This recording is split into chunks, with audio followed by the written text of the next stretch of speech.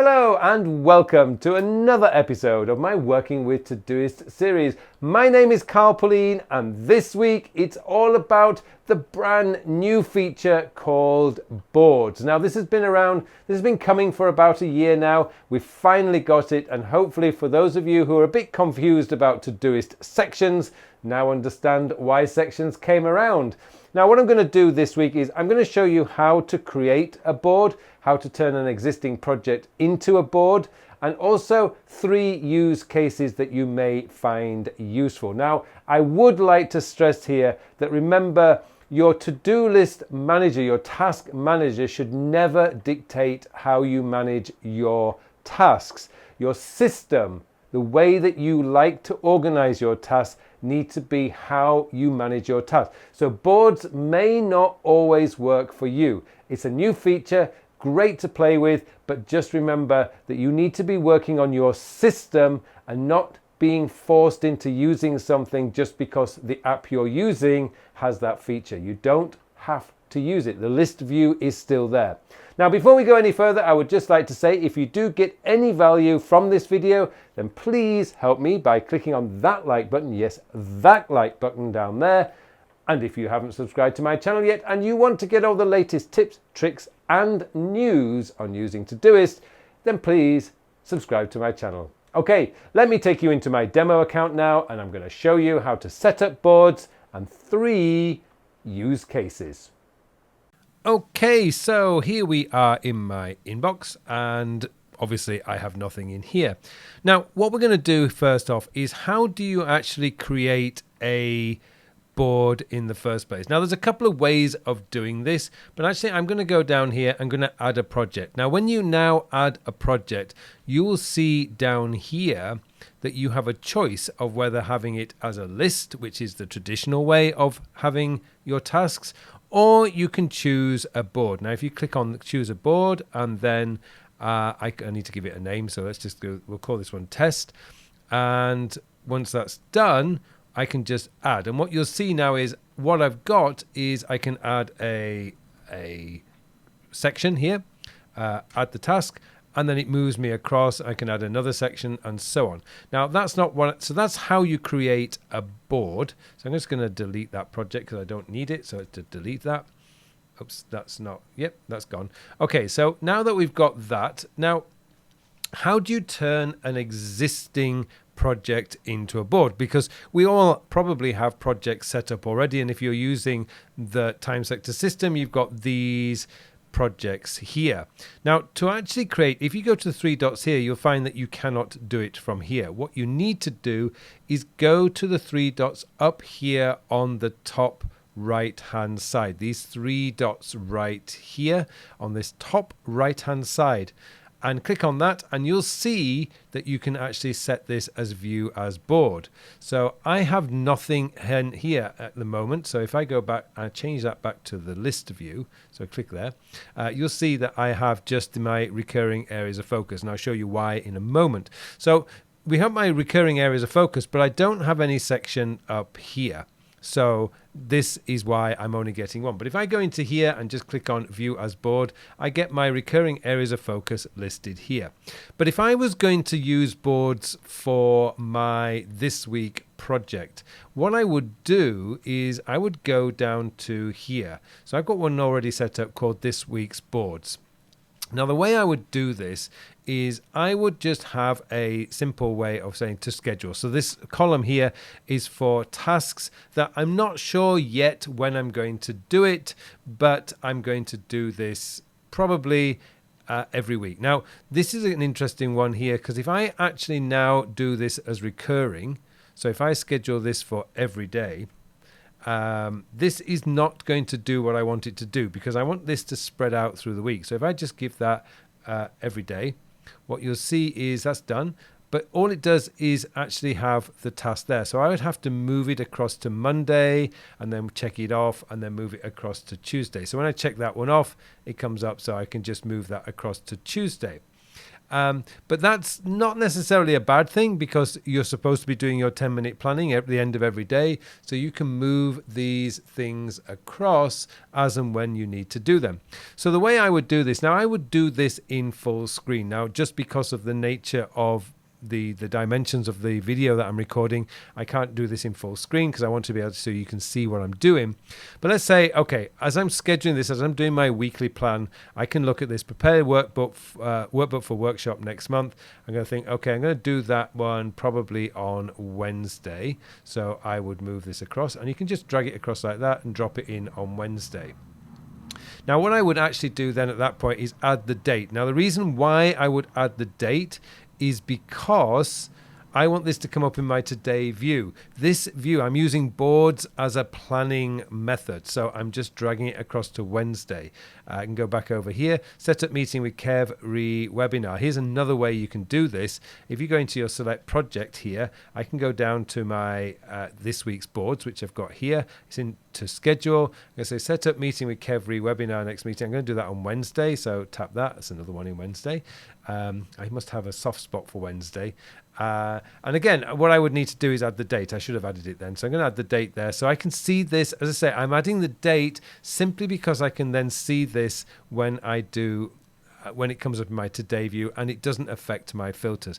Arrange birthday dinner with Chegwon. So Chegwon is my brother-in-law and Chongmin is her birthday later this week. So what I want to do is go down there. I thought, okay, what we need to do, I'm going to arrange that for the weekend. So I'm going to tap on weekend. I'm going to schedule that for weekend, which is Saturday. So done. And if I go in here now, if I move over there, you can see that that has come up for Saturday. So the quickest way, write life article due Thursday. So I need to do that on Monday because I need time to be able to edit that. So again, if I go into my projects, I can go down here and say, yeah, I'm going to do that on Monday. That's done. So now I've done my weekly planning. Now the thing is, of course, the week changes. It's very difficult to be able to plan out the whole week because events happen, things happen.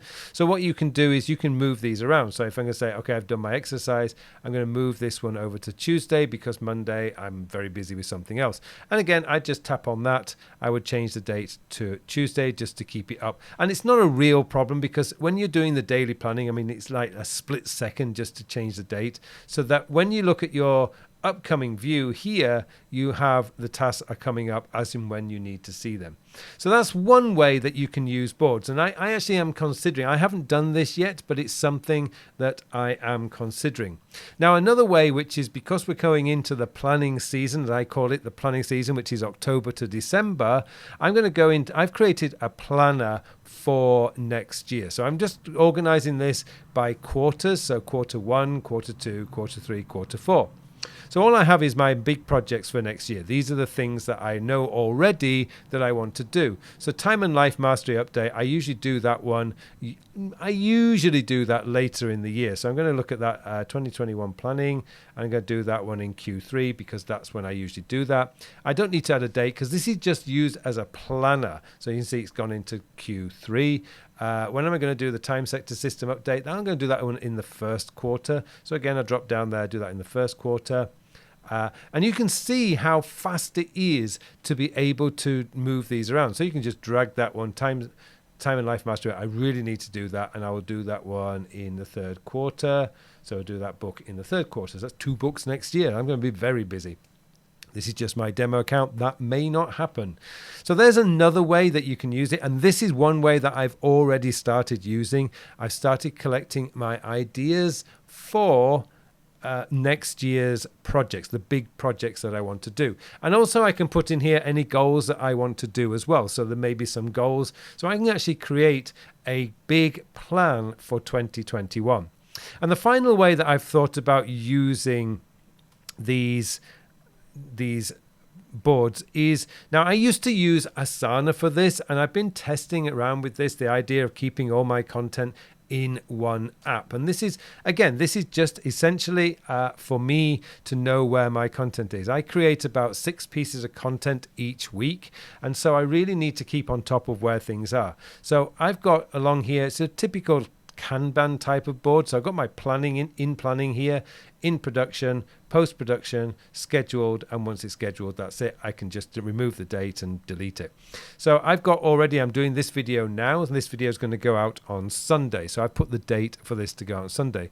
I've already prepared next week's podcast. I just need to record it, so it's in production, and that's on Monday. I will also have my weekly newsletter to go tomorrow.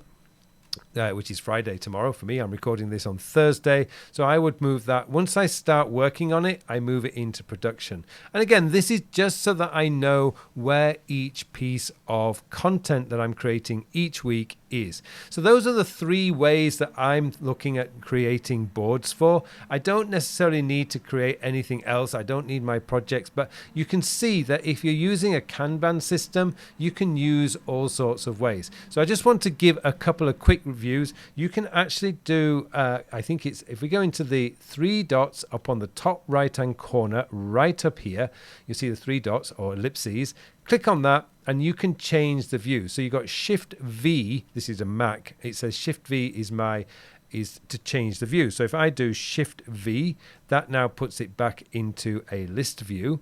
And if I go Shift V, that will now put it into boards view. So Todoist are really helping us with the keyboard shortcuts. And now hopefully all those people are saying, oh, I don't like the sections, I prefer to have sub-projects. You can still create sub-projects, of course, but now hopefully you will understand why sections came in and why they are so useful. So there's a quick overview on creating boards. And I've given you 3 ways that I have considered already of using boards. So hopefully that's given you a few ideas. So it's a really exciting time for Todoist. We've had a lot of updates in the last few months, and this is kind of the icing on the cake to me because it gives us a bit more flexibility as to how we want to see our tasks. So hopefully that's given you some ideas. So thank you very much for watching this episode, and it just remains for me now to wish you all a very, very productive week. Hello, thank you very much for watching my videos. Now I have something exciting to tell you about. Recently I have developed a brand new time management system. It's a system designed to manage your time in the 21st century. The world has changed a lot over the last 20 years. In fact, it's actually changed a lot this year. And what we need now is a system, a time management system that is very easy to use, easy to maintain, so that you can spend more of your time doing the work. And that's what the time sector system is all about.